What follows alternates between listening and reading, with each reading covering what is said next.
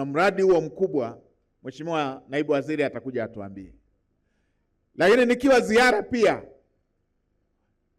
nimepokea message nyingi kuhusu tatizo lililotokea la maji pale Mwanza. Nimemtuma waziri aende haraka Mwanza akasimamie jambo lile mpaka maji yapatikane.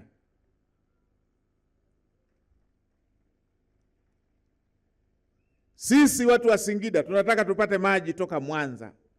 Simiyu tunataka tupate maji toka Mwanza. Dodoma tunataka tupate maji toka Mwanza. Tabora wengine wameshaanza kupata maji, baadhi ya wilaya tunataka tupate maji toka Mwanza.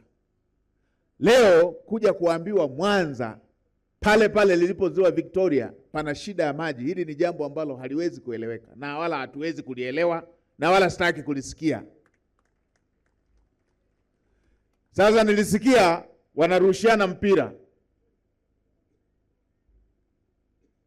wale wa maji na wale wa TANESCO.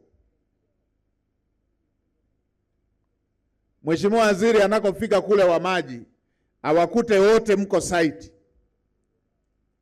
watu wa TANESCO na wale wa maji,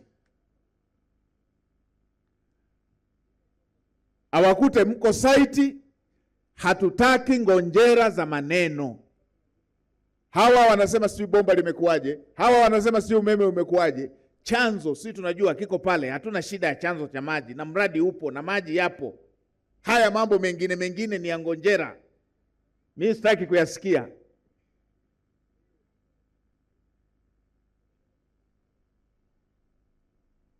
Sasa mkuu wa mkoa, watafute timu yako hiyo ya wataalamu, watafute wa TANESCO, watafute na wa maji, washinde juani na wakeshe, watu wapate maji. Hizi ngonjera za umeme umeendaje, umeme umefanyaje, mimi sitaki kusikia. Kunapopambazuka kesho nipate majawabu, maji yamepatikana.